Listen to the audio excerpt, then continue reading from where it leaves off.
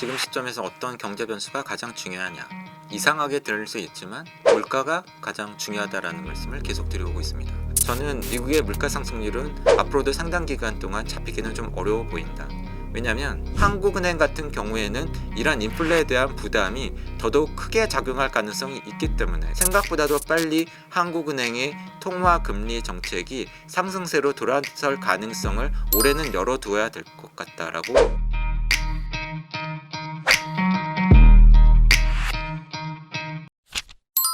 계속되는 미국 경제 위기설에 대해 어떻게 생각하세요? 미국 경제와 관련을 해서는 거의 한 2년 가까이 비슷한 뷰를 계속 말씀을 드리고 있는데, 닷컴 버블 붕괴 당시와 마찬가지로 빅테크 기업들이 대규모로 했던 투자가 위축되거나 또는 AI 투자에 대한 낙관론이 바뀌게 되면은 그것이 충격을 일으킬 수도 있지 않느냐라고 하는 우려도 있고, 또는 미국 경제 GDP의 70%를 차지하는 소비가 위축되게 되면은 경제가 좀 어려울 수도 있지 않느냐라고 하는 이러한 우려가 제가 기억하기에 24년에도 있었고 25년 초에도 미국 경제 성장률이 마이너스를 기록할 때 제기된 바 있는데, 그때마다 거의 2년 가까이 제가 말씀드려온 미국 경제를 보는 뷰는 미국은 GDP에서 가장 큰 비중을 차지하는 소비 호조세를 바탕으로 해서 좀 24년보다 25년 경제 성장률이 떨어지더라도 위기는 아닐 걸로 본다. 그래서 마일드 쇼트라고 하는 키워드를 계속 말씀드려 온 것이 우리가 기억하는 과거의 미국 경제 침체 대비 어려워지는 기간도 짧고 그리고 그 폭도 골도 깊지 않을 거라고 하는 뷰를 말씀을 드려 왔고요. 이러한 뷰를 여전히 유지를 하고 있고, 이러한 뷰를 유지하고 있는 이유는 미국 가계의 실질 소득이 좀 둔화되는 흐름이 있음에도 불구하고 여전히 미국 가계 소비는 코로나 이전의 트렌드를 유지하는 모습을 보여주고 있는데, 이상하게 보일 수도 있지만 그것이 사실은 좀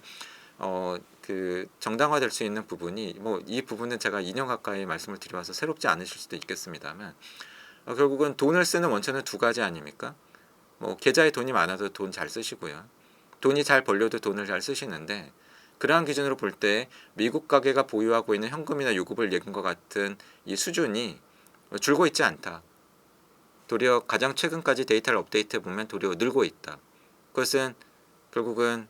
자산시장 호조의 효과를 누리고 있다. 주가도 나쁘지 않았고 집값도 크게 떨어지지 않았다. 그래서 미국 가계는 계좌에 여전히 돈이 있다. 이것이 중요한 한 축이고요. 또 다른 한 축은 일을 해서 돈을 벌어서 쓰는 것도 소비의 중요한 한 축인데, 계속해서 데이터 논란도 있고 관심도 많습니다만, 여러 가지 기준으로 보더라도 미국의 고용시장 고용지표는 조금씩 안 좋아지고 있는 건 맞지만 아주 나쁜 건 아니다. 지금 4% 초반 중반 수준으로 올라가고 있는 미국 경제의 실업률 수준이 2000년 이후 장기 미국 경제 평균 실업률 수준 5.8과 비교하면 여전히 낮고, 한마디로 점진적으로 안 좋아지고 있는 건 맞지만 고용시장이 아주 안 좋은 건 아니고 미국 사람들이 고용시장에서 일을 해서 돈을 못 벌고 있는 것도 아니기 때문에, 이러한 상황 속에서 미국 경제는 가계 소비를 바탕으로 해서 어느 정도의 회복세를 이어갈 가능성이 있다라고 하는 뷰를 여전히 유지를 하고 있습니다. 미국과 한국 모두 고물가 늪에서 빠져나오지 못하는 근본적인 이유는 뭘까요? 지금 시점에서 어떤 경제 변수가 가장 중요하냐? 경제를 분석하거나 전망할 때 어떤 경제 변수를 가장 중요하게 보고 있느냐? 이런 질문을 당연히 계속 받죠. 그런데 벌써 한 2년 가까이 몇 년 전부터 계속해서 드리고 있는 이야기는 뭐냐면, 이상하게 들릴 수 있지만 물가가 가장 중요하다라는 말씀을 계속 드리고 있습니다. 왜 이상하게 들릴 수 있다라고 말씀을 드리냐면, 기억들 하시겠습니다만 코로나를 거치면서 저희는 굉장히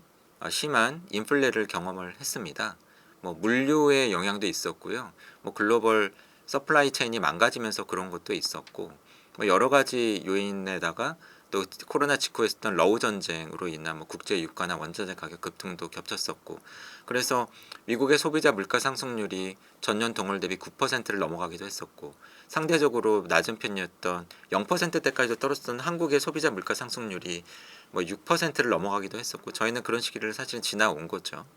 그러고 나서 물가가 쭉 떨어지면서 2%를 향해 가고 있는 한 2년 전쯤에도 왜 여전히 계속해서 물가가 가장 중요한 경제 변수가 될 것이라고 말씀을 드려 왔느냐?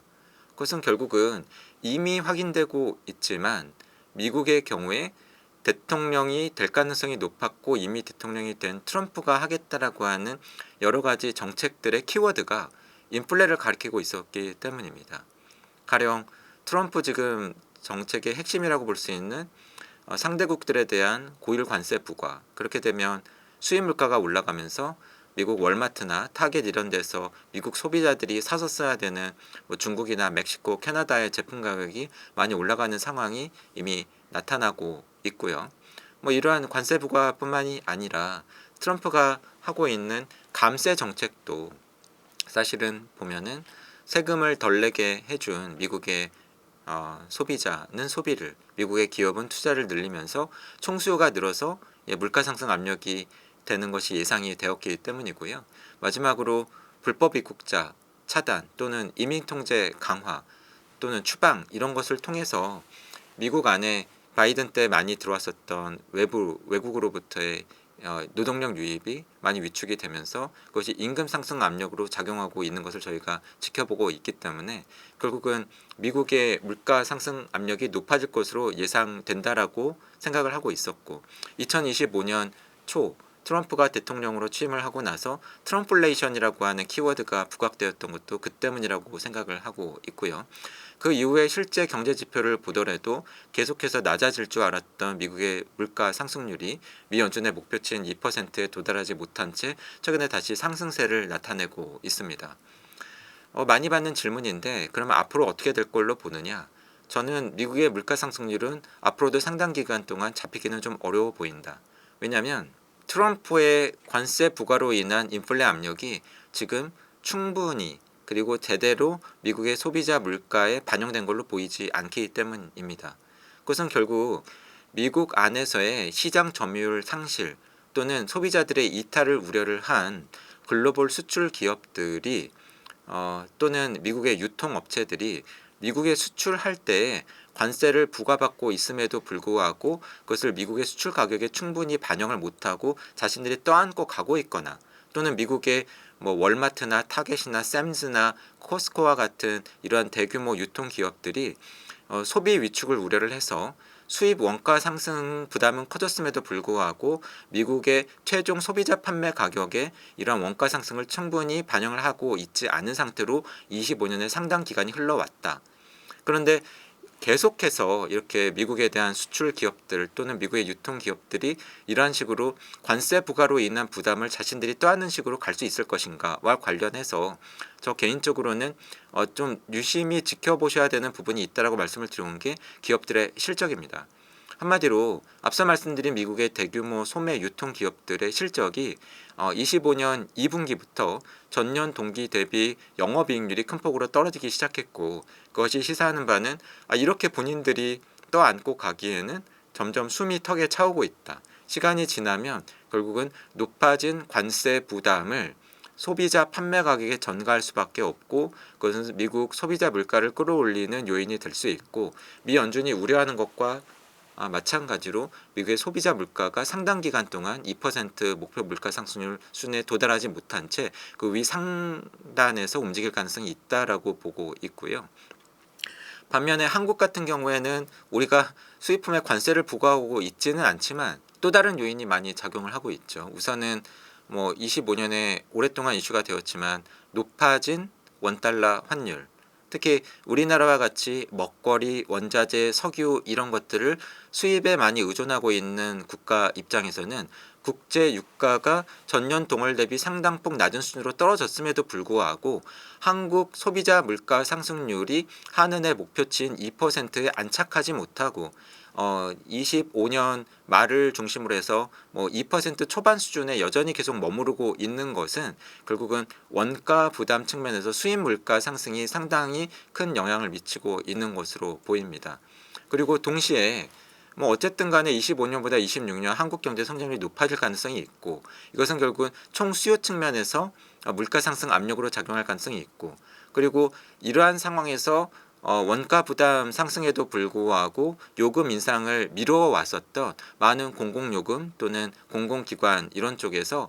요금 현실화에 나설 경우에 아직도 한국은 인플레 압력이 남아있는 상황이다라고 판단을 하고 있어서 결국은 뭐 미국을 비롯해서 한국까지도 아직까지는 물가에 대해서 안심할 수 없는 상황이고, 이러한 우려를 뭐 저뿐만이 아니라 미 연준 그리고 한국은행과 같은 주요국 중앙은행들이 여전히 하고 있고, 그것이 결국은 25년 저희가 오랫동안 경험을 했습니다만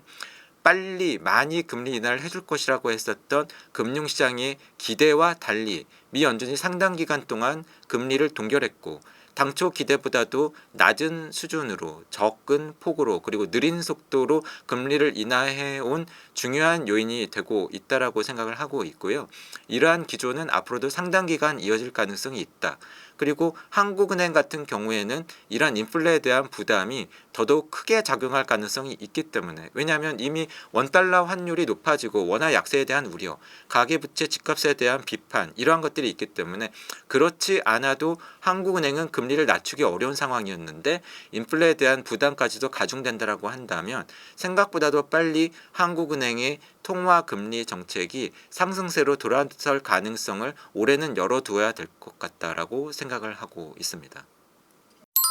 정책금리는 내려가는데 시중금리는 그와 다르게 움직이는 현상은 왜 발생할까요? 뭐 이미 25년 가을부터 느끼셨을 거라고 생각을 합니다만, 한국은행이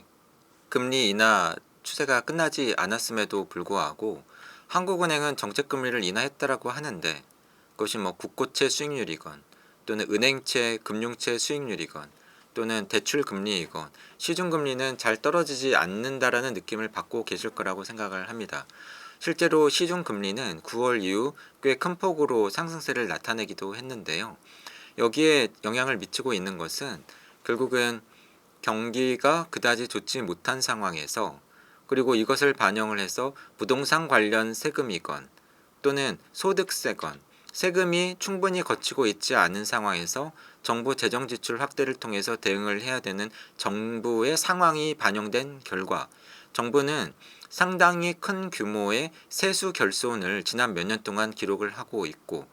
2026년 올해에도 그러한 상황이 이어질 가능성이 높고, 그럼에도 불구하고 경기 때문에 정부는 돈을 써야 되고, 이것은 정부로서는 상당히 큰 규모의 적자 국채를 발행하고 찍어내서 팔아야 되는 상황일 수밖에 없고, 정부가 국채라고 하는 가장 신용도가 높은 채권을 채권시장에서 대규모로 팔 경우에는 전반적인 채권시장에서 채권 가격이 떨어지고, 그것은 채권 수익률의 상승으로 나타나고, 그것은 결국은 뭐 금융채 또는 통한채 전반적인 채권의 채권 수익률 상승으로 나타날 수가 있는데, 그렇게 되면 결국은 25년 가을부터 저희가 경험을 한 것처럼 한국은행은 정책금리를 인하하고 있다라고 하고 아직 인상기조로 돌아서지 않았는데, 그에 반해서 채권 수익률과 같은 시중금리는 잘 떨어지지 않고 내지는 도리어 올라가고, 정부의 대규모 적자 국채 발행에 대한 우려 때문에 이러한 우려를 선반영해서 도리어 올라가는 상황 속에서 이러한 채권 수익률에 기반을 해서 이루어지는 결정되는 가계 대출 금리, 왜냐하면 가계 대출 금리의 기준 금리가 금융채 채권 수익률이거나 또는 코픽스 금리와 같은 금리들이다 보니, 이러한 금리들이 올라갈 때 가계가 직면하게 되는 대출 금리는 도리어 올라갈 가능성이 있다. 결국은 한국은행의 정책금리가 여전히 인하기조거나 아직 인상기조로 돌아서지 않았음에도 불구하고 경제 주체들, 기업이나 가계가 직면하는 채권 수익률 또는 대출 금리는 잘 안 떨어지거나 도리어 올라가는 상황이 저는 이미 지난해 가을부터 나타나고 있고, 올해에도 그러한 현상이 더더욱 심화될 가능성이 있다라고 예상을 하고 있어서 이러한 금융 환경에 대비할 필요가 있다라고 말씀을 드려야 될 것 같습니다.